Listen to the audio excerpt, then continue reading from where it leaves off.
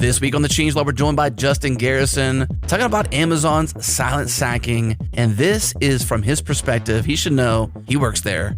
Well, not actually anymore as of today. And this is not part of this episode, unfortunately. But I learned on LinkedIn that he quit. There you go. On this episode, we discuss how the cloud and Kubernetes have transformed the way software is developed and deployed, the impact silent layoffs have on employees and their careers, speaking out about workplace issues the right way, how changes in organizational structure can lead to gaps in the expertise and the responsibility, which can lead to potential outages and slow response times. And by the way, we officially let the cat out of the bag in this episode. Justin has joined the ranks here at Changelog and is taking over as the host of Ship It. Expect new episodes real soon. A big thank you to our friends over at Fly, the home of Changelog.com. Launch your apps near your users. Fly transforms containers into micro VMs that run on their hardware in 30 plus regions on 6 continents. Check them out at fly.io.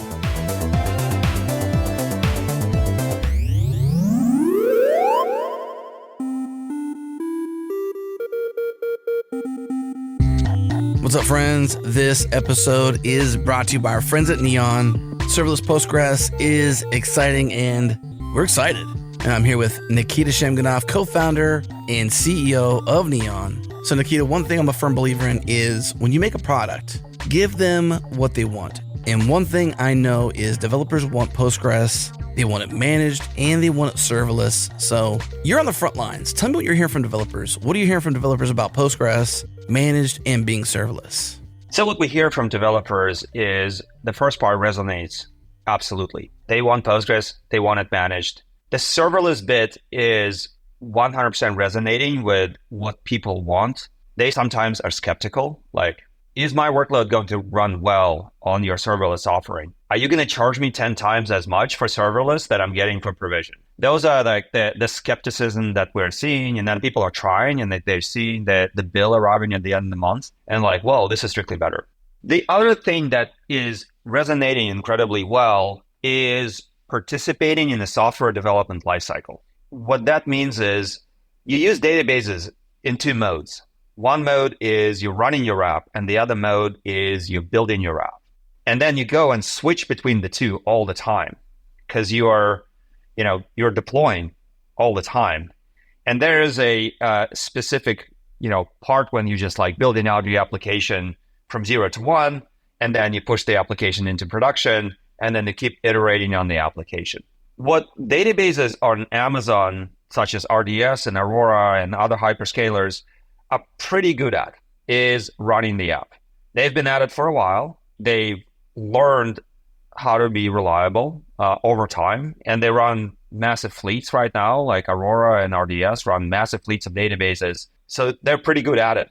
Now, they're not serverless, at least they're not serverless by default. Aurora has a serverless offering. It doesn't scale to 0, Neon does, but that's really the difference. But they have no say in the software development lifecycle. So when you think about what a modern deploy to production looks like, it's typically some sort of tie-in into GitHub, right? You're creating a branch, and then you're developing your feature, and then you're sending a PR. And then that goes through a pipeline, and then you run GitHub Actions, or you're running GitLab for CI/CD, and eventually this whole thing drops into a deploy into production. So databases are terrible at this today. And Neon is charging full speed into participating in the software development lifecycle world. What that looks like is Neon supports branches.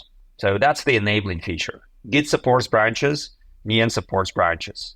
Internally, because we built Neon, we built our own proprietary, and what I mean by proprietary is built in-house. The technology is actually open source, but it's built in-house to support copy and write branching for the Postgres database. And we run and manage that storage subsystem ourselves in the cloud. Anybody can read it. It's all on GitHub under Neon database repo, and it's quite popular. There are like over 10,000 stars on it and stuff like that. This is the enabling technology. It supports branches. The moment it supports branches, it's trivial to take your production environment and clone it, and now you have a developer environment. And because it's serverless, you're not cloning something that costs you a lot of money and imagining for a second that every developer cloned something that costs you a lot of money in a large team. That is unthinkable, right? Because you will have 100 copies of a very expensive production database. But because it is copy and write and compute is scalable, so now 100 copies that you're not using, you're only using them for development, they actually don't cost you that much. And so now you can arrive into the world where your database participates in the software development lifecycle, and every developer can have a copy of your production environment for their testing, for their feature development. We're getting a lot of feature requests, by the way, there. People want to merge this data or at least schema back into production. People want to mask PII data. People want to reset branches to a particular point in time of the parent branch or the production branch or the current point in time, like against the head of that branch. And we're super excited about this. We're super excited. We're super optimistic. All our top customers use branches every day. I think it's what makes Neon modern. It turns a database into a URL, and it turns that URL to a similar URL to that of GitHub. You can send this URL to a friend, you can branch it, you can create a preview environment, you can have dev test staging, and you live in this iterative mode of building applications. Okay, go to neon.tech to learn more and get started. Get on-demand scalability, bottomless storage, and data branching. One more time, that's neon.tech.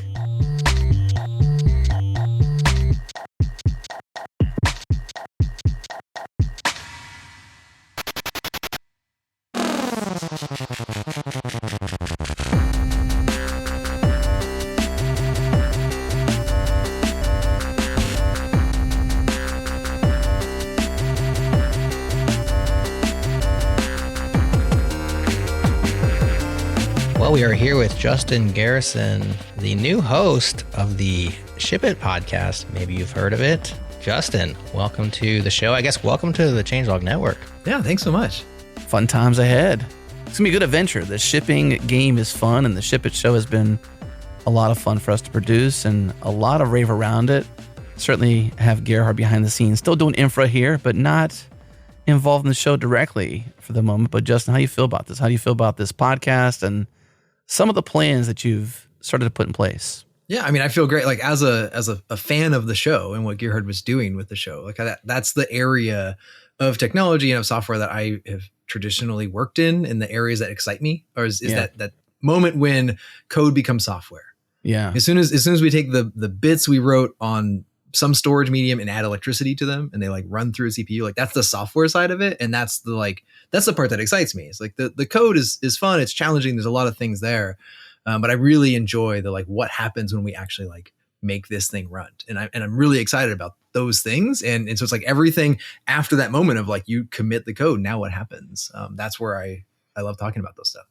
So this will be your first time with us, but not your first rodeo. You've been making Opsy, Cloudy. I'm not sure how maybe you talk about the cloud the way that you frame it and talk about it.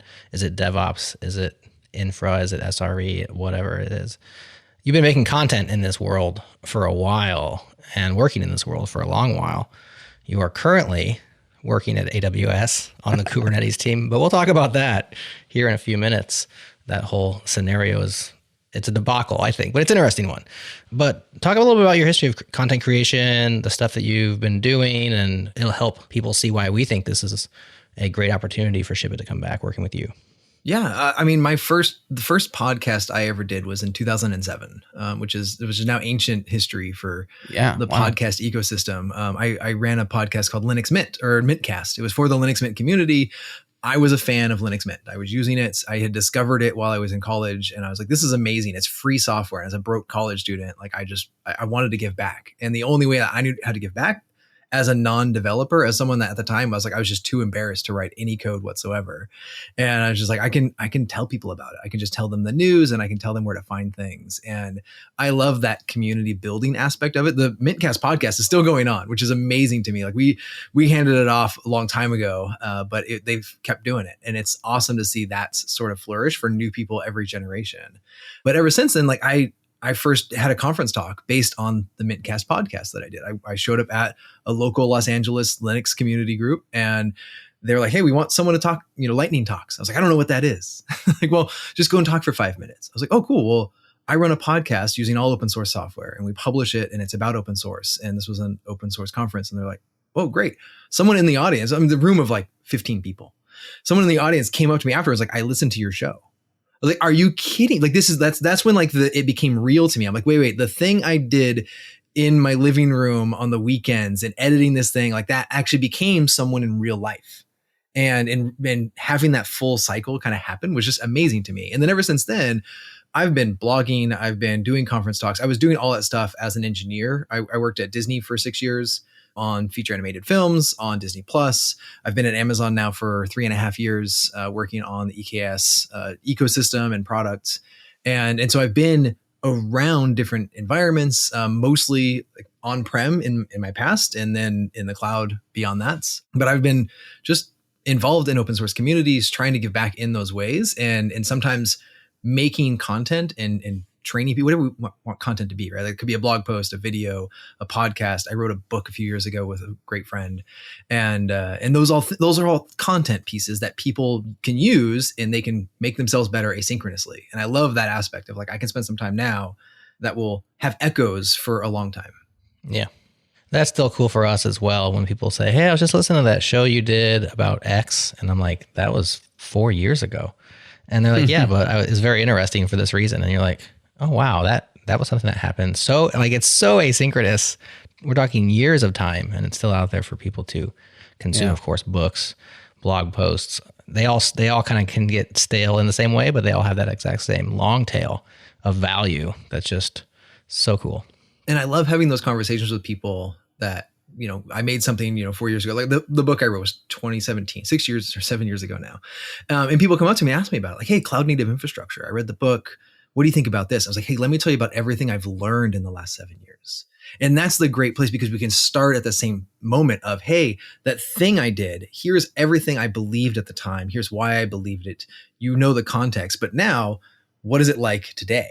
And we can start from the same point. And that's a great way just to talk to anyone, right? Like we small chat in line, I'm like, hey, how's the weather? Like we all are experiencing that at the same time. And content in a lot of ways is similar, where you get this starting point to have a better, deeper conversation. Yeah, podcasting has some legs, you know. It's interesting, even 2007, you know, like I began in 2005. It's just crazy to think like that. We've been podcasting for so long, basically. I mean, that's insane.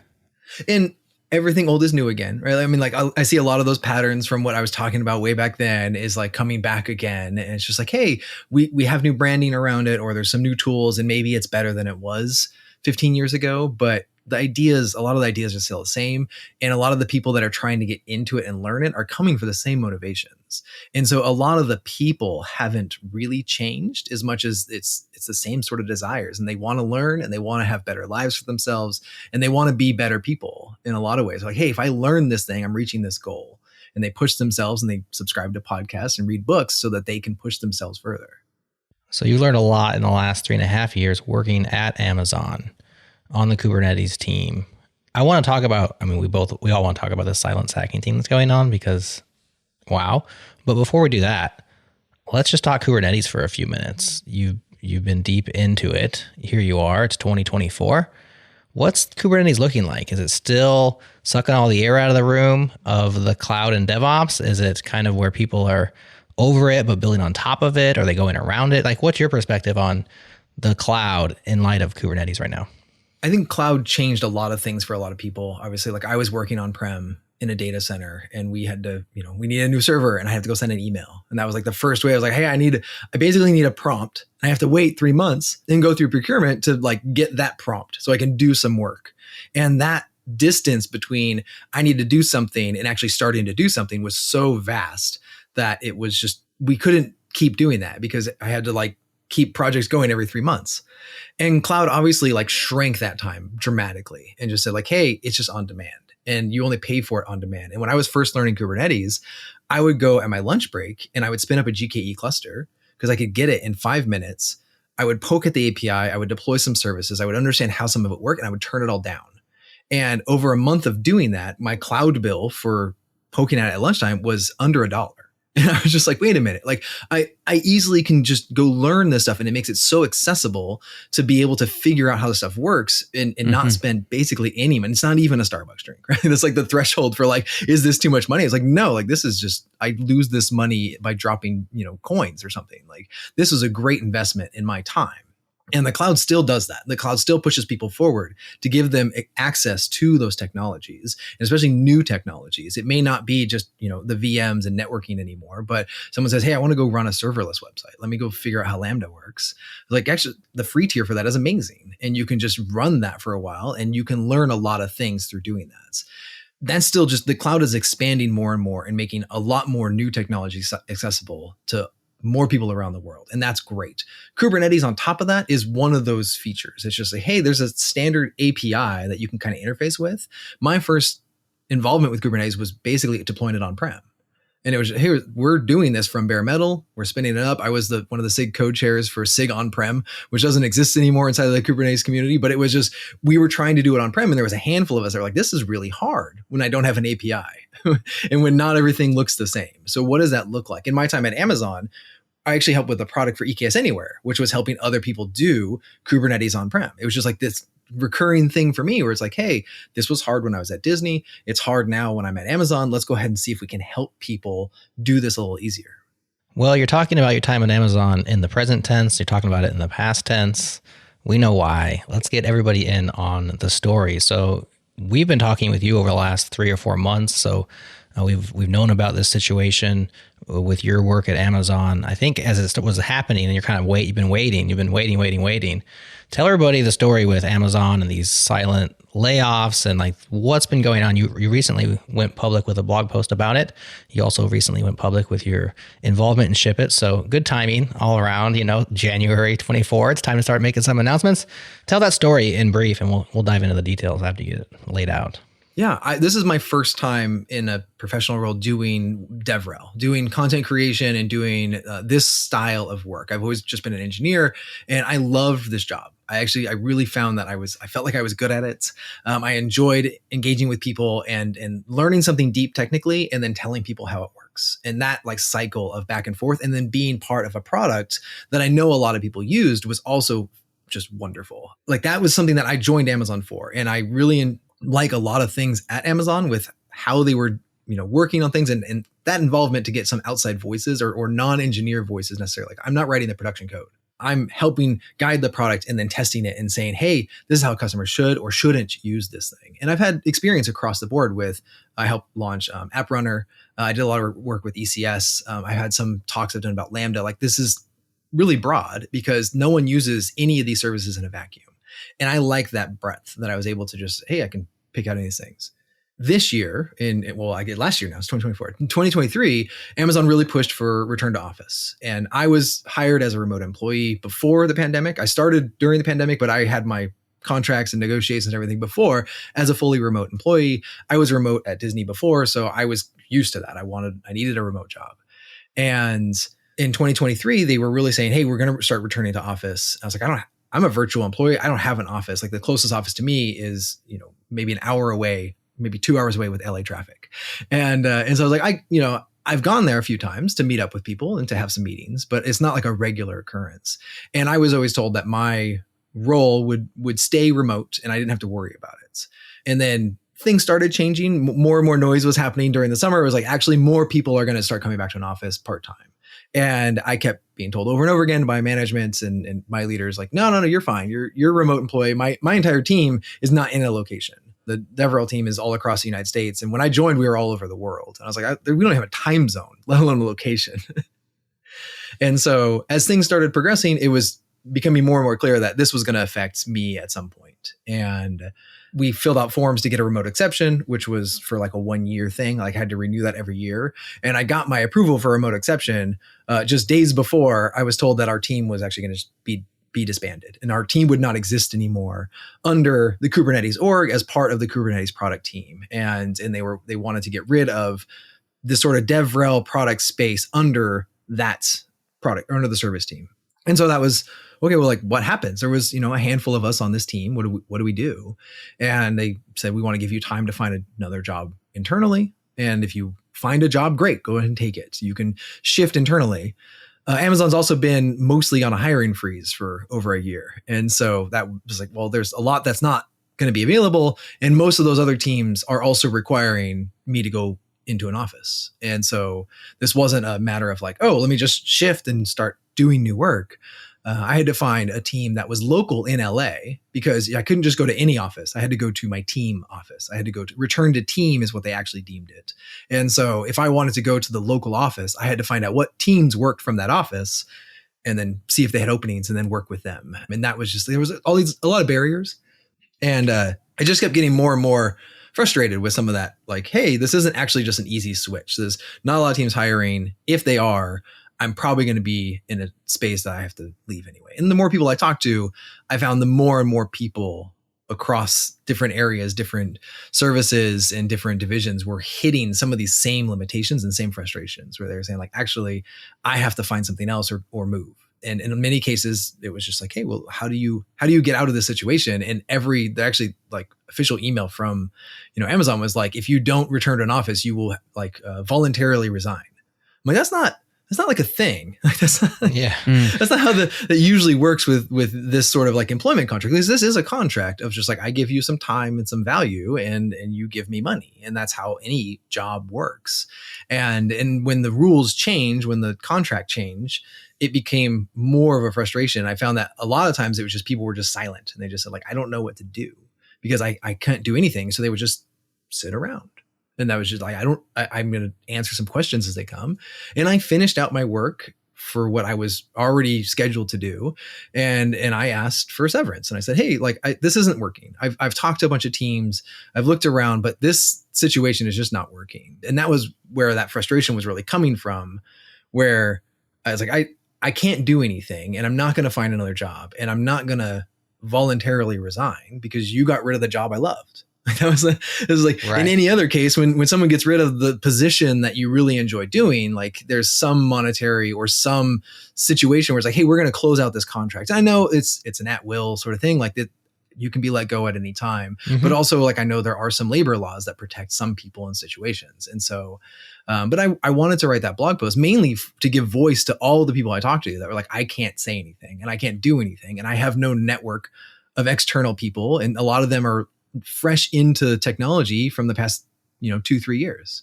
Like they're junior engineers that are just being forced out without any sort of compensation or connections or anything else. And I was like, I really wanted to give them a voice in a lot of ways, just by sharing my own experience and saying like, this is what I've gone through, this is what I've seen, and I don't think that's right.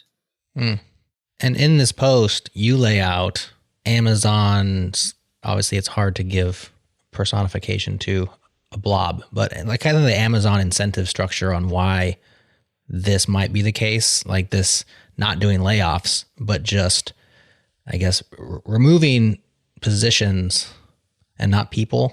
I'm not sure exactly how you say it, but just taking your role away.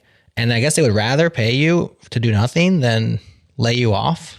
Can you explain like your thoughts on why that is? Yeah. I mean, looking back at the last year of, earnings calls and stock prices and all that stuff, is like actually the times that there's a problem is when you have to say like we have to lay off some percentage of our company. And most companies, lots of companies did that. This wasn't an Amazon specific thing. Like lots and lots of technology people were laid off, unfortunately. And many of those public companies, they take a dip for a little while and then things start to settle out again because the overhead of creating the products got less because just people were gone, whether they were doing more work or not. They were able to recoup some of that money that they were spending on the people that were hired. And at some point, people forget about it. They just say like, oh, I forgot you laid off 10% of your staff. And it doesn't matter because as a customer, I'm still fine. I'm still getting value from the thing and my value hasn't changed whether you had those people there or not. And I look at this a lot of ways, like when Netflix raises their prices, everyone feels it. Everyone's like, oh, not another $2 a month for that streaming service. Am I getting $2 more value out of this thing? And the other, like they needed to make more money to, projection wise, be able to sustain. Right. The other way you can do that is to cut things out, which I feel like is a lot of ways that people, like if I look at my budget and I'm putting it out 6 months, and I say, you know what, I'm going to run out of money in a year. What am I going to do? Am I going to go get a second job, or am I going to go stop having Starbucks every day? But like those are the choices that people make a lot of times, and companies can make very similar decisions. A lot of times they'll make both decisions. They'll look for new revenue areas, but also they're going to save money in various ways. And the people at a company are almost always the most expensive. But when people leaving affects the stock price, that's way more expensive. Yeah. And the stock price value is way more valuable than hundreds or thousands of people. And so if people are quietly leaving and no one really connects all of the dots and say, hey, actually, I saw 100 people on Twitter leave, that doesn't affect the stock price. Right. But if they say we laid off these divisions, that does. And so there's different monetary. So I can let 100 people leave on their own over 3 or 6 months, and I will still lose less money than announcing they're all gone, giving them 3 months severance, and then having the stock price kind of do a roller coaster. And so I don't know for sure. I'm not running Amazon, but these are trends that I started seeing, not just Amazon, but other companies and people I talk to in the community. And that sort of like silently just like coasting people out and saying, hey, you're not going to have any career progression. Hey, I'm not going to give you any new interesting work. Hey, you can't switch teams. What are people supposed to do? Like, these are their lives. And it's like, well, now my projections for 6 months are like, I don't know when my job's going to end.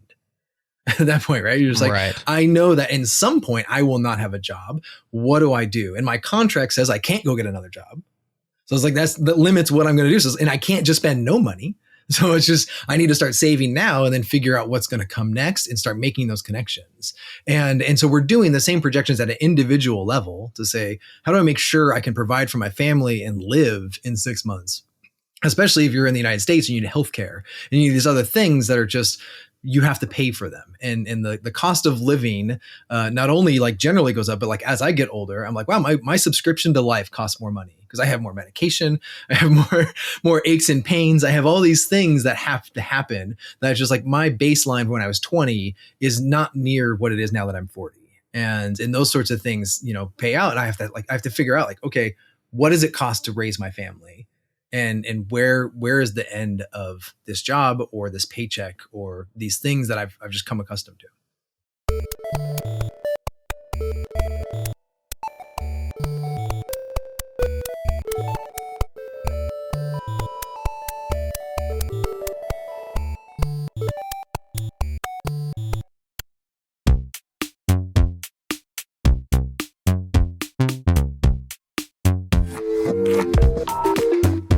What's up, friends? I'm here with one of our good friends, Firas Abou-Kadija. Firas is the founder and CEO of Socket. You can find them at socket.dev. Secure your supply chain, ship with confidence. But Firas, I have a question for you. What's the problem? What security concerns do developers face when consuming open source dependencies? What does Socket do to solve these problems? So the problem that Socket solves is when a developer is choosing a package, there's so much potential information they could look at, right? I mean, at the end of the day, they're trying to get a job done, right? There's a feature they want to implement. They want to solve a problem. So they go and find a package that looks like it might be a promising solution. Maybe they check to see that it has an open source license, that it has good docs. Maybe they check the number of downloads or GitHub stars. But most developers don't really go beyond that. And if you think about what it means to use a good package, to use a good open source dependency, we care about a lot of other things too, right? We care about who is the maintainer? Is this thing well maintained? From a security perspective, we care about, does this thing have known vulnerabilities? Does it do weird things? Maybe it takes your environment variables and it sends them off to the network, meaning it's going to take your API keys, your tokens. Like that would be bad. The unfortunate thing is that today, most developers who are choosing packages and going about their day, they're not looking for that type of stuff. It's not really reasonable to expect a developer to go and open up every single one of their dependencies and read every line of code. Not to mention that the average NPM package has 79 additional dependencies that it brings in. So you're talking about just thousands and thousands of lines of code. And so we do that work for the developer. So we go out and we fully analyze every piece of their dependencies, every one of those lines of code, and we look for strange things. We look for those risks that they're not going to have time to look for. So we'll find, we detect all kinds of attacks and kinds of malware and vulnerabilities in those dependencies, and we bring them to the developer and help them when they're at that moment of choosing a package. Okay, that's good. So what's the install process? What's the getting started? Socket's super easy to get started with. So our whole team is made up of developers, and so it's super developer friendly. We got tired of using security tools that send a ton of alerts and were hard to configure and just kind of noisy. And so we built Socket to fix all those problems. So we have all the typical integrations you'd expect: a CLI, a GitHub app, an API, all that good stuff. But most of our users use Socket through the GitHub app, and it's a really fast install. A couple clicks, you get it going, and it monitors all your pull requests. And you can get an accurate and kind of in-depth analysis of all your dependencies. Really high signal to noise. It doesn't just cover vulnerabilities. It's actually about the full picture of dependency risk and quality. Right? So we help you make better decisions about dependencies that you're using directly in the pull request workflow, directly where you're spending your time as a developer. Whether you're managing a small project or a large application with thousands of dependencies, Socket has you covered, and it's pretty simple to use. It's really not a complicated tool. Very cool. The next step is to go to socket.dev, install the GitHub app, or book a demo. Either works for us. Again, socket.dev. That's socket.dev.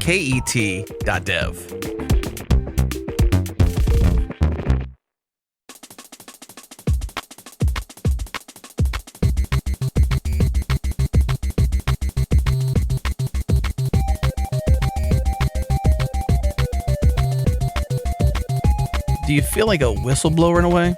So I feel like this is like a whistleblower moment in a way, because you're revealing what no one else sees because you have a certain purview of the scenario and you're still employed there, right? And so you wrote not a scathing thing, but a very factual, and I suppose lots of opinion in there of what you assume, because like you said, you don't run Amazon, so you're not a financial advisor, so hey, this is not financial advice either at the very top of it, but it's kind of whistleblower-y, if that's a word, because it feels like not everybody really realizes this silent sacking as you've brought up, but you're still there. Right. And I do feel like I collected a lot of that.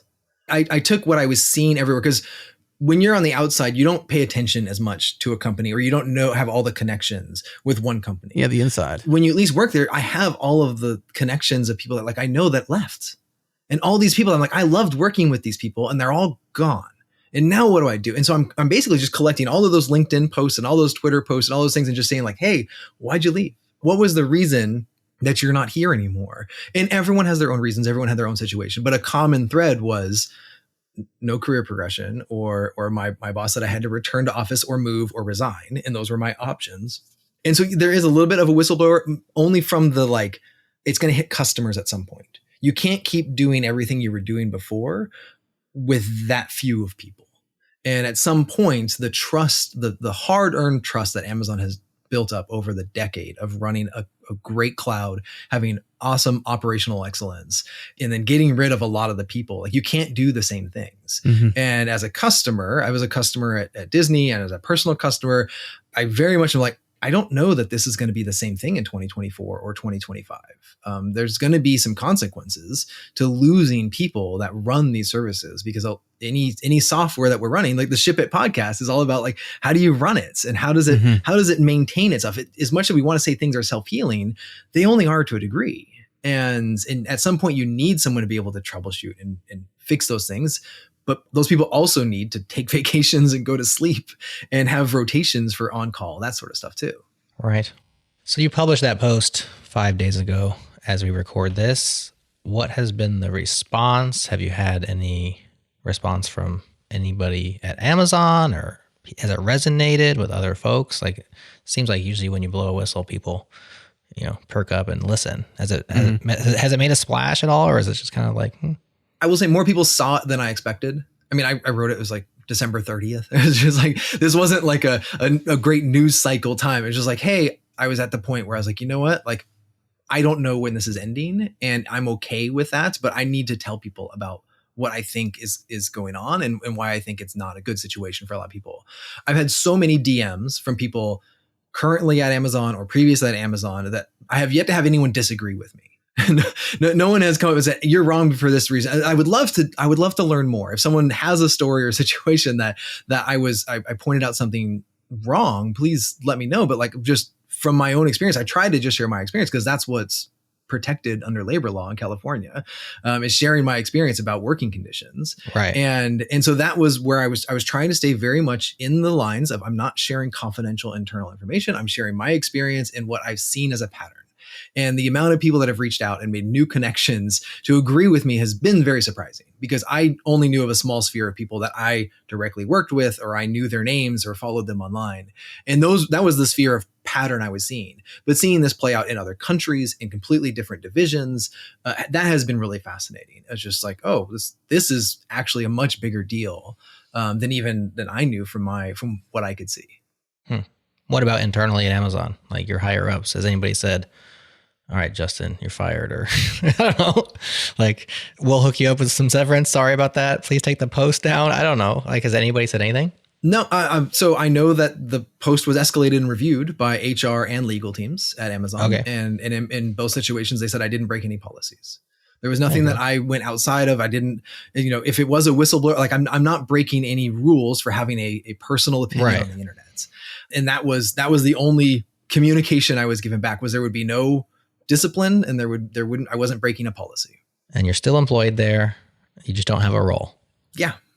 How long can this go on? I don't know. And I asked my leadership team, my VP and my skip level for severance in October. And I said, hey, when this all happened, I said, hey, what if we don't find a job? What if we don't find something else internally?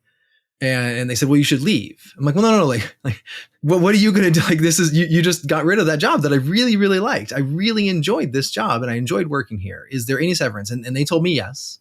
And they said, yeah, it's a possibility. Once we go through all the other options. I'm like, cool. So I'm going to try the other options first. And so in October, I asked for it. And every week since then, I would send a message to my leadership and say, hey, by the way, I'm still here.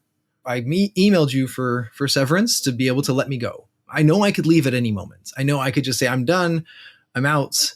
I feel like that's not the right thing to do from a company perspective when you're forcing people out this way. And so I'm like, I can stay here. I'm not in a rush. Obviously, I'm getting paid. Right. I'm learning a lot of great things. I started my own podcast last year that I'm not going to continue with Ship It, but like my job was to learn things, create content, and help guide customers. I didn't stop doing that. I frequently was always able to, like, I went to KubeCon. I had great conversations with people.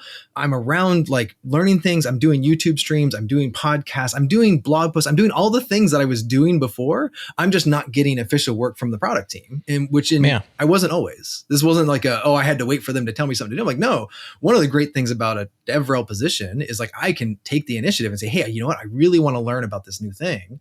Let me spend a week on it. Let me figure out how that works and then go tell people about it. And I've done a lot of videos over the last couple of years on TikTok and YouTube Shorts and running my own YouTube channel. And those sorts of things are just, I'm still doing them. I didn't stop. So it's like what I'm doing is still the same stuff. Maybe not as like to the, every hour I'm like, I have to do this thing right now. It's because I don't have assigned tasks ever since, mid-October when I finished out what was assigned to me. So I'm here, I'm still doing stuff. I'm still learning stuff. I still love the Kubernetes community and open source and running infrastructure and cloud. I'm like, I'm still doing that stuff. I'm just not getting new work. You mentioned the RTO thing, having to go back to your team's office. Do you have to do that then? So is that a requirement for you to go into the office? And has that been a burden if you have? I've still had a year remote exception.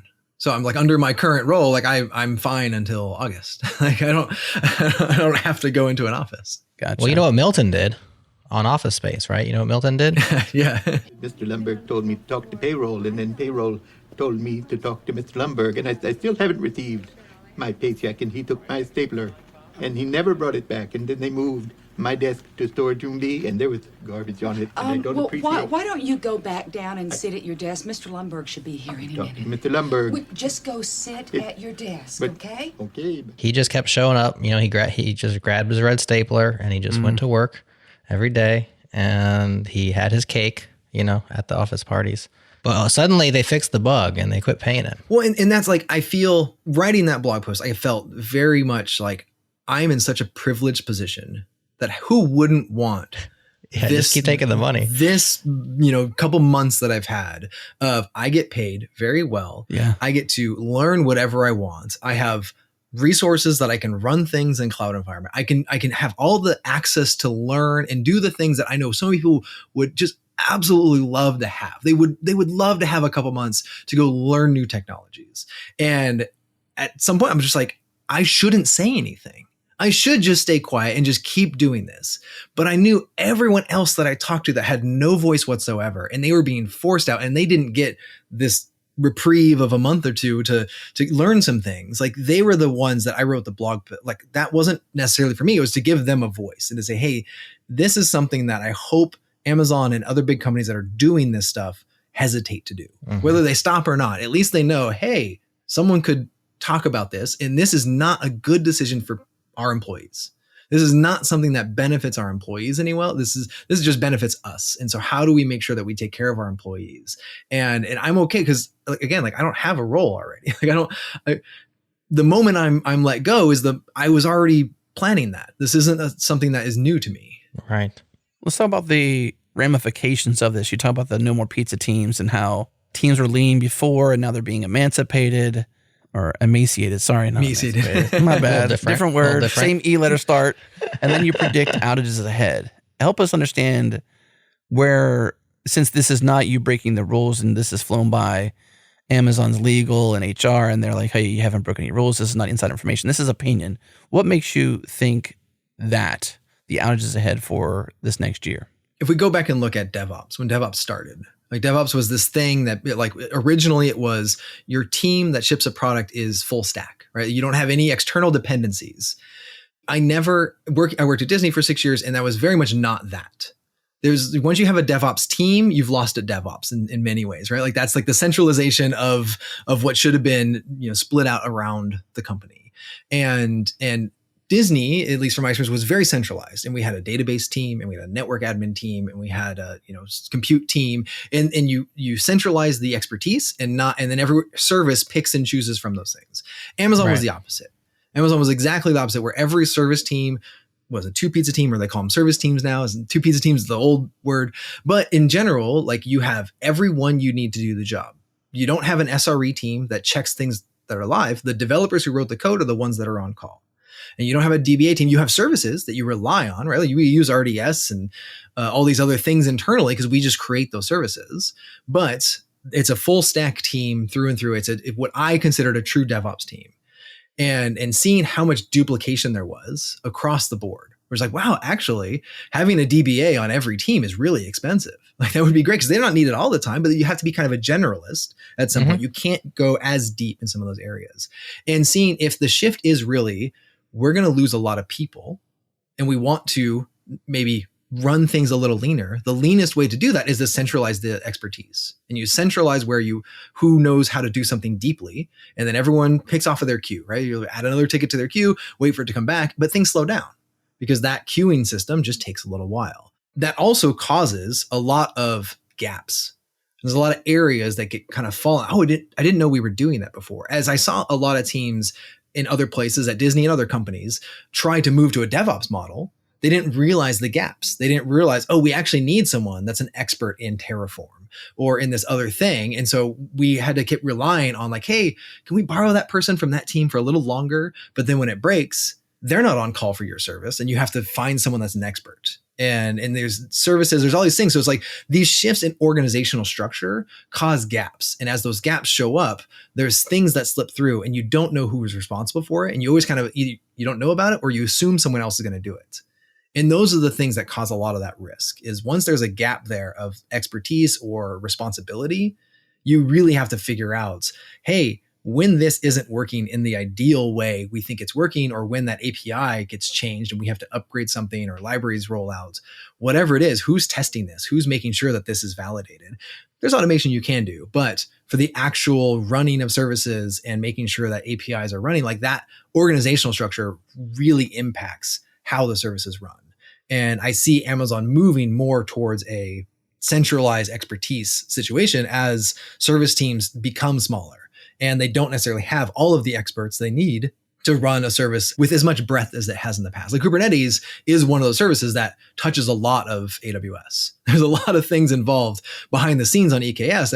It's not just a bunch of VMs, which is like a full stack VM. We just stamp them out. No, like we use a lot of the internal services. There's a lot of stuff that is reliant on EKS relies on those other AWS services. And so you have to make sure that none of those gaps, get missed. And you can be as careful as you want to, and you can checkbox everything and make sure it's carefully migrated. But at some point, there's a handoff of on-call or responsibility. And those are the things that really cause problems at organizations for everywhere once you're running software in these environments. Well, specifically, you said, I suspect there'll be a major outage in 2024. No amount of multi-region redundancy will protect you. And then you said it's because of an increase in large-scale events. These are things that I'm not even aware of, like these large-scale events. You're already teaching me. You're not even podcasting with us yet, so I love it. This LSE thing, is that these large-scale events are not something they're not incentivized, as you say, to announce these things. It's the things that hit the customers that they have to report on, and they are quickly swept into the all greens tab, essentially. But then you go on to say that Amazon is operationally strong. And you say they're much stronger than any company. So it's not like you're, sitting here pooing on them. You're just predicting like, hey, the gap there of people is an issue, and the centralizing is an issue, and then at some point it's going to bite us potentially. But then you say they're pretty strong, but that strength requires people, and when you reduce your headcount and they're eliminated, things are going to suffer. Practice is going to suffer. Operational practice is going to suffer. Yeah, LSEs is a term internally that we use, but it's also been in plenty of books about AWS and things. It's a way that we measure things internally, right? Before a dashboard gets updated, we need to make sure internally, like, is this actually down? Like, we're not going to tell someone, hey, something's down before we know for sure it is. And all the graphs and dashboards might say, hey, yeah, this is down, but someone's going to verify it. Like there's at some point where we say like, hey, is this actually down? And you can do that a variety of ways, but a lot of times it's just like, hey, this dashboard said it's red now internally. This person said it's red. Let me verify where and how that's down, right? Because Amazon's AWS is giant, right? Like it's however many regions across the globe. Like this might be a certain sliver of customer in a certain region. This might only be one AZ, and like one AZ out of 100. Like, where are you going to update that of like, oh yeah, 1% is down. What does that actually mean? And so those sorts of things, large scale events though, usually affect multiple services or multiple AZs, so that things are happening at a larger scale of like, oh, this one customer might have a problem right now. And those sorts of things just happen as things progress. We push out new code, we make changes. When you talk about a rollout, right? Like I talk about like, if you want to ship code 100 times a day. I was like, well, at Amazon, that's like one commit change because it has to go out 100 different ways, right? Like this isn't 100 different shipping. This is like the one thing got shipped 100 times. And every single one of those might have some variable that isn't the same. There might be a service that's different or an API that's different or whatever it might be. You have to be aware of those things, that it's not just the git commit works on my computer. It works in pre-prod. Now we're good for the rest of prod because prod is so big. And so you have to be aware of some of that stuff. The operationally strong part of it, there's a thing at Amazon that's the weekly ops meeting, which is every Wednesday. And it's one of my favorite things about Amazon. And you can read about it. They have a service wheel that they spin to like get an update from one of the, or a couple of the 200 services, but they go over the wins for the week. They say, hey, here's what we did great this week. And there was an ops wins in email list, which was wonderful to read because like, hey, we changed this flag on this load balancer and we saved this percentage of, latency or money or storage or errors, whatever it was. It was like, hey, we celebrated those wins over and over again. I'd never seen that anywhere else where it was like, hey, actually I'm writing up, this is one thing that one team did. Here's everyone celebrating it. And that's fantastic because that operational challenge of running software should be more visible. Mm-hmm. And the work you do that you think, oh, all I did was like I cut some logs. Like, who cares? Like, no. You're going to cut some logs and then you're going to actually like project that out and say, how much did that save us over the year? And then you're going to say, oh, well, actually, like that's a big deal, right? Like that just saved all my, my pay or something for the year, whatever it is. Like there's something in there that even at a semi smaller scale where you can say like, hey, this is great. And on those ops calls, like distinguished engineers are on the call. Like they're running the call. They've been at Amazon for 20 years and they're talking to these people saying like, hey, we had an outage with, like they'll go through wins and they go through COEs or things that could be improved. And then they go updates from service teams. And that cycle has been really great just to see how ops can be done really well and everyone can be on board for it. Because as they talk about the wins, they always do that first. They talk about where it can be improved, and you'll get those distinguished engineers that'll really talk about like, hey, you coupled identity to this load balancing in some way that may cause problems in the future. And they can kind of predict and see those things that I never thought people would be able to see. And it's just like, you've experienced this before. Like this has bit you in the past. And now you understand when things should be coupled and when they shouldn't be. And that operational, like that knowledge of just experience of running things at certain scales is so valuable. And they try to spread that out through all of the service teams. Everyone's welcome to come to the ops call. It's an internal stream. And like, you can just see how they're helping everyone improve and predict what's going to happen in the future. And those sorts of things have been great to learn from and just say like, actually, I wish more companies elevated their operations, elevated their, hey, we are running this software. It's development and writing the code and all this stuff we give for people to write code and solve the problems is fantastic, but we need it on the other side too. We need it for running the software.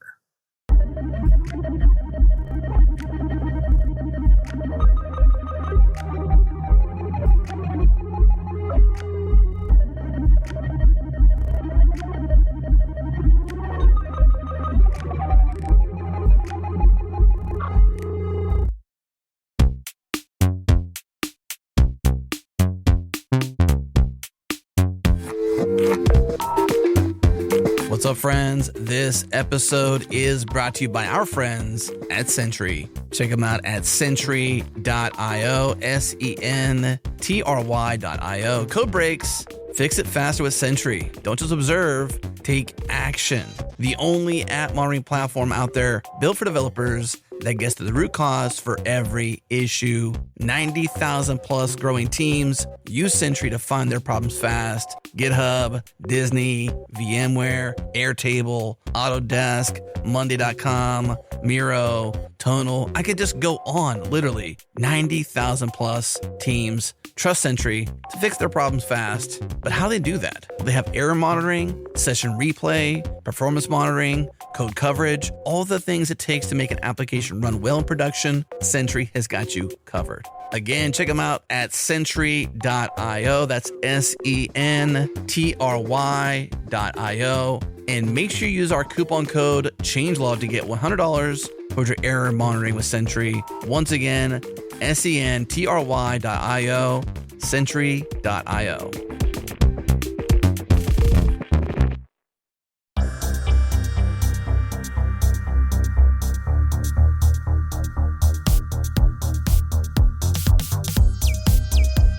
Brings me back to my offensive lineman metaphor for ops teams. You know, I don't know if you're a American football guy, Justin, but you know, the O-line, they just don't get any respect outside of the team because they're supposed to do their job. When they do their job, you don't notice them. You only notice them when they fail. And so when there's an outage or a sack, right? Not so silent sacking, you have their big face on the television. Like, this guy missed his block and therefore the quarterback got sacked. But the 9 times out of 10 that he made his block, we're not talking about him. And that can be very difficult on an offensive lineman unless that lineman has the respect and praise of his quarterback and his peers on his team, and his wins are celebrated by them. And that's how you get real camaraderie. And you have people who are willing to do the quiet things, right? To do the things that no one notices when it goes well. Otherwise, there's no glory there. There's no praise. And so I think that is really cool, because outside of AWS, I mean, we all assume everything just honky-dory because that's the way things work. As customers, we only are mad when it's not working, right? When we have that outage. Otherwise, we're not praising our ops people. So it comes down to that trust, right? Like, if you trust your defensive end to always get the blitz, like, I'm going to roll to his side every time, right? Like, it's not even like a question of like, hey, this person's always going to make that block and Amazon is always going to keep that service up. Like, that's something that you build that trust over time. But if they're if they get injured or if they have an off week or something like that, hey, guess what? Like, my trust just dramatically goes down. Like, this isn't like hey, I understood you were off for a little while. Like, I don't know how long until you get back to where you were. like that trust is really, really hard to regain once you lose it. Once you get blindsided from the back, like that's a problem. And those are the things that you really need to be careful of as someone who works in sort of this high trust environments. Same thing with security, right? Like security is a super high trust. If I have a security scanning tool and I get a breach at my company, like I'm going to be looking somewhere else. Like this is just like, hey, guess what? Like that trust is gone. I'm not even going to give you a second chance. Like this is, I can't have that news, right? Like this is those sorts of things. Like there's some things that like when you have when you need uptime, you need uptime. And if you're relying and you moved everything into the cloud and you say, actually, I pick US East 1 and it's not the best. Let me go over to US West 2. Maybe that one's better. Maybe go somewhere else. And like at some point, you're just going to keep moving things around to find where you have more trust. Yeah, well said. That's why I think that some of these activities are so short-sighted. And maybe it's the structure of having like public quarterly financial reports that you must show up and to the right, unless your stock crash or whatever. But eroding that trust for short-term gains is just like long-term, not smart move, right? Well, and I don't even pretend to know all of the long-term investments that a company at Amazon size has had. Like you look at the real estate that they've invested in, even just in downtown Seattle. Like there's like so many humongous buildings and things that they've created there that kind of required people to be around, right? There's so many restaurants and other second order effects of small companies that rely on them being there. And Seattle as like a tax revenue, or like that affects like the traffic in Seattle. You can tell when the Amazon in office days are in Seattle because like the traffic is bad because just Amazon's coming back to work. And in the days that they're off, like I've had so many friends that work at other companies and like, oh no, I don't go into office when it's Amazon's return to office days because I'm going to be stuck in traffic for double the time. Wow. And those sorts of second order effects of like, you're affecting other companies' ability to do work in an office just because you are so large and you have so many of these investments. Like I can't project or even predict what all of the long-term incentives are for them to force people back into an office and to silently get rid of people and to do mass layoffs. Like I don't know. I just know my own experience and I know what it's been like for people that I've been close with and worked with that have had their lives turned upside down. We're like, oh, I don't have a job this week. I don't know what to do because the hiring market's kind of down and things are rough out there. Yeah, that's why I guess, is it a theory with regards to it being about layoffs causing stock to drop, stock price to drop? Seems like, I don't know, maybe not like 100% sound because I've seen layoffs where the stock price immediately popped because it's like, hey, this company finally got a handle on their operational costs or something. And investors like that. Like they finally woke up. I think the latest Spotify one, the stock went up following the layoff. And so that's not always the case. And also the market is fickle and short-sighted. And like maybe your stock will drop for the next 6 weeks. And maybe it's that quarterly financials that's the problem.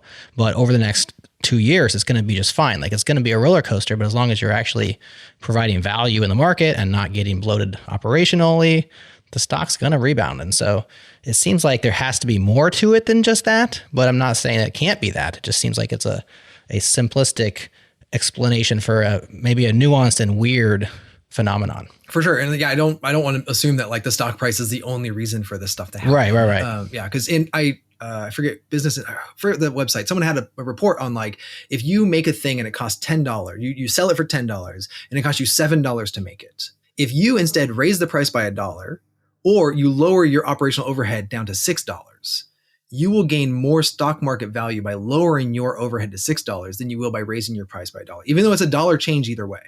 But your overhead to create the thing is much more valuable if you can lower your overhead to actually create it. And that is just like a common thing that a lot of stock market, like a lot of companies do for the stock market, say, hey, we're lowering operational overhead for this thing. And the other fascinating thing I read this last year was the book Bullshit Jobs. If you ever read the book, it's all about like how a lot of jobs are meaningless. I don't know if I'm allowed to say bullshit. Said it twice. Yeah, sorry, I was going to mark it. You can say it. Go ahead. We'll just bleep it. But it was a fascinating read about how a lot of these jobs, especially at large companies, are not about actually doing the work. They're about organizing work and enabling other people to do the work. And the people that actually do the work are the ones creating the value, and everyone else is organizing and pointing and whatever. They're having all those people, they're organizing it in a way that they say, hey, we can go in this direction now because I have enough people that are doing that in this direction. In a lot of ways, I feel like my role in DevRel does fall under that, where I'm not doing the work. I'm enabling someone else, a customer, to kind of come through and then use the thing that someone else made. And I had to come to grips with that, where I'm like, am I actually adding value? I need to read this book because I'm not sure I agree with it. I mean, I think organizing folks and DevRel and that in particular, like there's a certain, amount of mind margin that you have as a value worker, let's just say, to use the language you're using. And if I can put people in place to organize those people better and drain them less, then I get more value from their actual work. I still feel like those are value. Those are not BS jobs, personally. And ideally, you could have 100 people that all just work in the same direction. Yeah. And they wouldn't need coordination, right? Like the reason we have managers is we have to be able to coordinate information and timing and all these things. Like ideally, in a wonderful world that doesn't exist, people could just work in the same direction, do the same thing without needing the overhead. And so at some point we have to add that overhead to be able to align people in ways that make sense for a larger group to do more work. Because me doing work on my own isn't as good as 5 people maybe doing work in the same general direction. It's not 5 times better, but it's more than 2 times better. And so at some point I can add a manager to help us guide that way. And one of my favorite quotes from the book is like the one thing that I took away from it was, at some point we got so good at manufacturing things that there's not really a shortage of being able to create things, especially in technology. Right? Like these bits are free essentially. Right? At some point, like we have enough bandwidth and magnets. So we're not manufacturing. It's not a manufacturing limitation. What we have to manufacture is desire. Like people need to buy things. We need to manufacture a way for them to actually like buy stuff. And that's like marketing in a sense, right? Like marketing is just that. We're going to tell you need something. And then maybe 1% of those people will actually come back and buy it. And you're manufacturing a need rather than manufacturing a product. And that's where like the marketing space exists. And that's where a lot of people that say like, hey, I need you to go do this is we need you to go do something else, even though we have the capabilities just to do it on our own. But I can't have enough people to do it together to make a bigger impact. It's difficult to find the sweet spot when it comes to support roles, when it comes to management and leadership roles, because some of that isn't necessary, especially as an org grows, and useful and valuable and worth more than you're paying them, of course. But there's also an opportunity for you to have too much of that. And at that point, you do have people whose roles aren't bringing as much value as that person could bring in a different circumstance. I'm not saying it's necessarily the person who's not bringing value, but just we have too many managers, for instance. We have too many DevRel, right? And it makes sense that like that's a harder thing to measure. What's the right number of DevRel for AWS, Justin? I mean, who knows what the answer to that is, right? We could go to get PhDs on like coming up with an equation. And it always changes. Yeah. But whatever you decide on isn't going to be the same next year. Right. Because the market changes and customers change and needs and products change. And so as the world shifts, I don't know how many managers we need. I don't know how many people in DevRel. I don't know how many engineers we need. Mm-hmm. We just know at some point we don't have enough of something because that area of the product or the service is suffering. So how do we get more of it? Well, we add more people because we assume that Mythical Man Month is going to take some effect of adding more people to it. But if I had enough people, I am going to get more out of it. And so what is that balance? You just keep having to adjust it over time. Let me slightly change the subject, but keep it on point. I think this will be interesting because I would love to have your take on this. Your prediction of a major AWS outage in 2024 reminds me a lot of the predictions that were made late 2023 when Elon Musk bought Twitter and laid off something like 70% of the company. And the predictions, which I was pretty much like, make sense to me, was like, there will be a major Twitter failure, operational, technical, operating at scale, like Twitter will be down and gone soon, sometime this year. And I mean, it hasn't been hiccup free by any means. There have been outages and stuff, but on the whole, it seems like it's going okay over there in terms of Twitter.com and the APIs. or x.com now. I don't know. Mine's still twitter.com, but it says X. It redirects. Yeah. They haven't like fully done all the redirects, but yes, the platform is called X. Curious, like, and then a lot of the people that made the predictions like, well, these things take time, and so eventually it will fail. I don't know. I have no idea. I have no insider knowledge. I'm curious, just from a guy who understands systems of scale better than I do. What's your take on that? Like, were they just way over bloated in terms of headcount people? They didn't need all those people. You could run it on a skeleton crew, and that's what they're doing. Have there been outages that I don't know about, like major ones that would make these predictions true? Is it just a matter of time? I don't know. What are your thoughts? I have no insider knowledge, but I had friends that joined teams at Twitter and were eventually let go.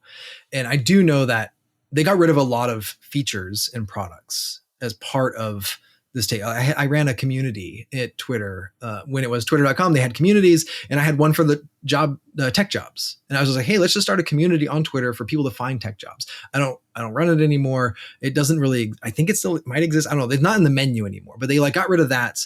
Spaces is still around, but pretty much everything else that I know they were working on just went away, including all of their like safety and moderation teams. And so by removing some of those things, like that's a lot of people right, to do new products, to build new things. I also know the operations side of things did take a hit. A lot of times, like things do run for a long, long time. I was like, I have servers that I used to maintain that were on for years. Like we never had to touch them. Like the website worked. Once you get it working, the port's open, I'm okay. And I can't change it. I can't scale up. I can't do new things, but it works and it's there.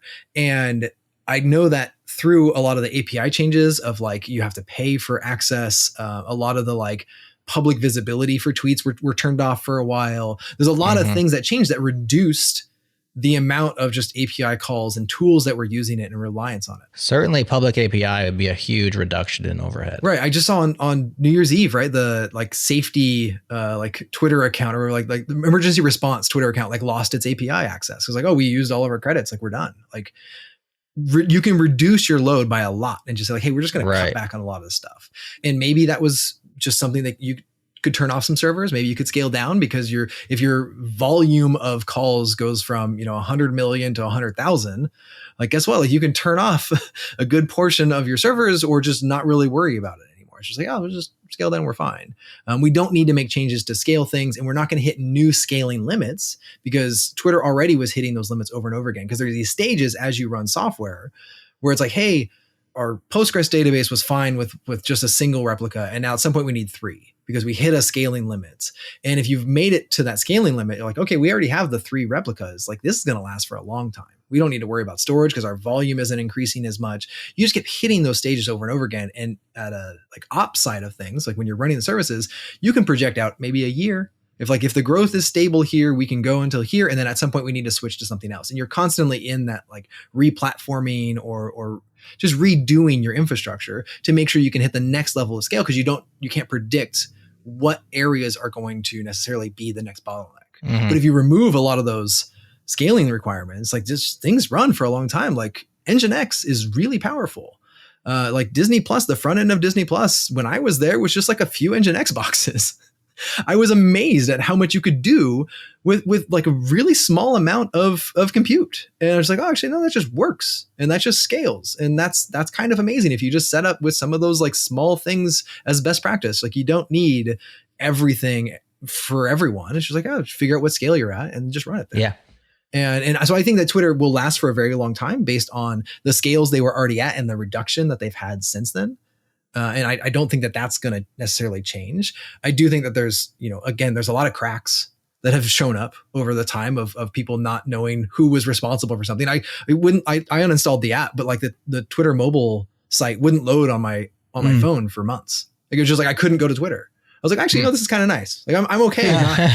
I'm okay if I only do it from my computer, but like it wouldn't load on my phone anymore. So I'm like, you know what? Like I'm okay. Like I won't go. And that's okay. So there are like those weird edge cases that just no one probably caught because there was a gap there. Right. But for sure, like they were at such a large scale that like notching down on the requirements allowed them to kind of figure out where they needed to fill up, or reach back to where they were. I think that's a fair point. I think that's on point. The only thing that I've noticed recurring where I'm like, this is just a failure in having enough people to actually fix this is like the redirect service T.co, all the links get redirected through T.co.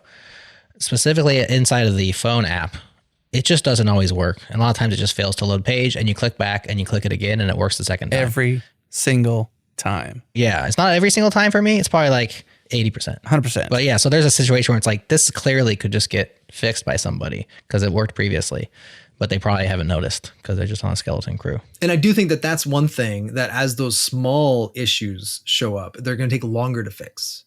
Right. When that was a problem before and you're like, oh, you know what, this is probably fine in the next app release. Right. Like, oh, get the new app release. Something was going to change. Someone's going to scale something up. But with fewer people, you can't pay attention to everything at the same time. And so you really have to focus a lot more, which I think is exactly what Elon's been trying to do with X, is focus in almost a different direction. Yeah. But you can't focus on all of those little things that were just like, oh, this is a bug that's been bothering someone for so long. When I started at Amazon, one of my main goals was to, inside your AWS account, if you click down on your account, there's an account number there. But you could never copy that easily. There was no copy button next to your account number. And I wanted to do that all the time. I managed dozens of accounts and I was just like, I always wanted to click that button to like copy it. But if you copied it, it would get dashes or it'd get the next line. One of the first things I did was I opened a ticket internally. I said, I need this to be a copy button, please. Like just add copy buttons to my account number, my region, whatever it is. And sure enough, that ticket got solved. And that was like my main, like I wanted that to exist as a customer. Like I am happy now because if I'm using this again, I can drop that down. I can click the copy button on my account number and it copies it without dashes, which is exactly what I wanted. And some of those little things like that fix happened pretty quick because as a customer, I asked my TAM for it, who asked someone else, but at some point they got lost in the like, where does he ask? Like he didn't know where to go. As an internal employee, like, I know I just spent like an hour to find like, who's responsible for this? I need this widget to have this thing and find their queue of tickets. And I don't care if it's done now, but if it gets done, that would be awesome. And sure enough, like I was able to find that ticket queue, put in that ticket and it worked. And I was like, that is amazing to be able to be an internal employee and fix a bug that was affecting me as a customer and then see that like just roll out. And I'm like, cool, we're good. That's awesome. Let's talk Ship It. Let's close it off with a quick Ship It conversation. Obviously we're back. We are so back, as the kids say. But we are going to bring Ship It back. We have some stuff going on, recordings happening. Maybe, Justin, your perspective on Ship It. Obviously, it's going to be the old show, but it's going to be a new show. It's going to be your spin on what it is. Of course, Adam and I still highly involved and excited about the reboot, so to speak. But what can folks expect from Ship It, from you, from the people involved, and what's going to happen over the next few months of this old new show?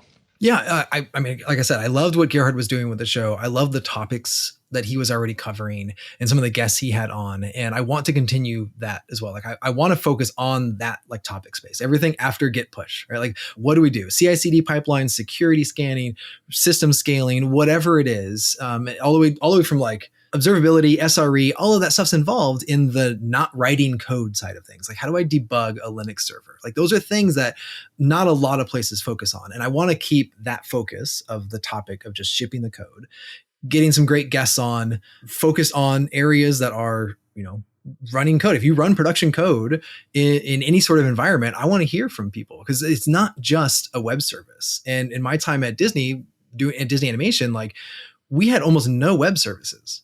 Like even the Disney Animation website wasn't run by us. It was run by another company. Like we just did rendering. Like we would render stuff and we had some internal services. How does that look? Why is that different? People still wrote code and we still did stuff. And I want to know what those different environments look like for people because running software is not the same thing. It's not always just an Nginx with a backend app. Right? Like a lot of places look really different. And there's so many variables in that I want to talk to a lot more people and give people more exposure to what it actually looks like in a different, if you're in a hospital, how is that different than a streaming service? Like those things are very different environments and have different concerns and different needs for what they're doing with their software and infrastructure. So that's the first, like I want to keep some of those people coming in. I also wanted to have like some things that I love listening to podcasts in general and the things that I wanted to hear. I don't want just a news show, but I want a couple news topics. I want to know some things that are relative or something that the hosts, whenever I'm listening to a show, I want to learn what they learned this week. Some of my favorite shows that I've listened to in the past always have like something that is personal. That's like, hey, I did this thing. I solved this problem. And now I whatever. It's like a small thing. It's not like, oh, everything's groundbreaking every week. It's like, no, like I learned how to make a dashboard on my Raspberry Pi. Here's the thing I use. Here's an open source tool, whatever it is. And so I have some recurring segments that I have ideas for to make that fun. I'm bringing on an awesome host, Autumn, with me because she has such a great different perspective and different experience than what I have from running services in a different sort of environment and with different constraints. So I'm really excited about that. And then just having those guests come on and learn from them about, what products exist, whether they're open source or SaaS products or just different ways of thinking about scaling things. I used to also run a Twitter space for reading white papers on infrastructure. I called it Paper Club. And it was a monthly, let's read a white paper and then just talk about it. It was like a book club for technical white papers. And that sort of like deep dive into technology and where technology comes from has always been fascinating to me because I can learn a lot about how or when I should use something based on what problem it solved when someone created it, right? Like, do you want to use Raft consensus? Maybe not. Like, what problem did they solve when they created Raft that something else didn't solve? And then you can maybe make a better decision about which tool is the right one for you. So those sorts of like deep technical topics are something I also would love to bring to the show and have people, come on and talk to. I remember one of my spaces, Eric Brewer, writer of the CAP theorem. We were literally reviewing one of his papers, not about CAP theorem, but about scaling like AOL services. And he joined the space. And I was blown away. I'm like, I can just like have access to someone like Eric Brewer on a Twitter space. Like, are you kidding me? Like that amount of like shrinking of what the internet is fascinating to me, where it's just like, oh, that was what was great about Twitter in the heyday of like, everyone was just there a lot of times. And he showed up and people were discussing it. And I learned a lot. Like, I read the paper, we were talking about it. I said, hey, why did you do this way? And he's like, oh, because this other constraint we didn't even talk about in the paper. Here, let me tell you. I'm like, oh, that's great to know. Like, I wish I love those conversations. I'm looking forward to having more conversations on Ship It around those things about like, hey, this is what we said in the blog post about the outage, but here's the thing that we didn't say, or the constraint that we didn't know about at the time, whatever it might be. Those are all areas that I would love to talk about. Well, we got a link to a LinkedIn post that I think is the only place you mentioned it thus far on the internet. I looked on Twitter. I didn't see it there. In case I missed it. I posted it on Blue Sky. I do a lot more on Blue Sky now. Okay. He's a Blue Sky guy. Right. Yeah. We'll have to hook you up with our Mastodon account for Ship It. Anyways, go ahead, Adam. I was going to say, we'll link it up in the show notes just because there's an invitation there. There's an email address there, all that good stuff. You can pile on in the comments. Just come there and celebrate the bringing back this podcast and, encouraging Justin and co-host to do great jobs with this podcast. And obviously, Jared and I will be here along the way as well. But we want to hear from the community. What can we cover on this podcast that is interesting? What should we really talk about around Git push and applications being in production and keeping them up and what we're learning, that kind of thing. So pile on that post, share your comments, share your thoughts, email us if you got topics. I've already seen a couple emails come in. Jared, I know you got a DM or two. So definitely action happening already in terms of what we can talk about with Ship It. So that's awesome. Yeah, we're planning on starting recording as soon as possible. And I would love to hear more ideas for topics around, if you're running software, I want to hear about it because it's fascinating how similar and different a lot of these environments are. I guess one more plug, because I just have to, that's what I do, is we have a couple sponsors already for this podcast. Sentry is thinking about bringing it onto their 2024 plan. And I know Synedia already has committed to some episodes of Ship It. And so if you are at a company that can benefit from reaching more developers that Ship It reaches, we want to sponsor this podcast. So reach out and say hello. Too easy. There you go. If you are a Changelog++ listener, don't worry about it. You're going to just start getting fresh, good Ship It episodes right into your feed. If you are a Master Feed subscriber, don't worry about it. You're also going to just get Ship It episodes. If you aren't either of those, there's no better time to subscribe to Ship It. We're at shipit.show. There you'll find an email subscribe, of course, links to all of the popular platforms, as well as a direct RSS feed link for you to pop into your favorite podcast app. So do that. If you loved the old show, definitely give this a listen. Hopefully you'll love it as well. If you didn't like Gerhard's British accent, well, we have a non-Brit here, so maybe it's a good time to give it another go. Of course, Gerhard will be coming to a Kaizen near you very soon. So very soon, yeah. He is definitely still very much involved. He just does not have the bandwidth for Ship It right now. Thankfully, Justin has the bandwidth. He also has the expertise and the desire to bring this awesome show back with us. So we couldn't be more excited, Justin, and looking forward to what you come up with. Yeah. And thanks you for the opportunity. Like when I reached out, it was just, I was catching up on episodes and I was like, this needs to exist. There should be a show about this. And I really appreciate both of you, replying to the email and letting me know like, hey, this is where we're at and this is where we want to go with it. And what are your ideas? Because that is having that flexibility and being able to rely on the audience and network you've already built for it. Like I already know people are out there that want this content, and being able to continue on the great work that Gerhard has been doing is just, I'm blown away being able to do that, not starting from scratch, because that is so hard to just do that for so long, starting from scratch. And you all have built such a great network here that I wanted to be able to lean on all the community and people that are involved already with Changelog. Yeah, that's awesome. Let's go from 1 to 2. All right. Thanks, Justin. Really appreciate you telling your story with us. And like we said, looking forward to what you come up with. Yeah, thank you. Well, there you have it. Ship It is coming back. Shipit.show if you have not subscribed yet.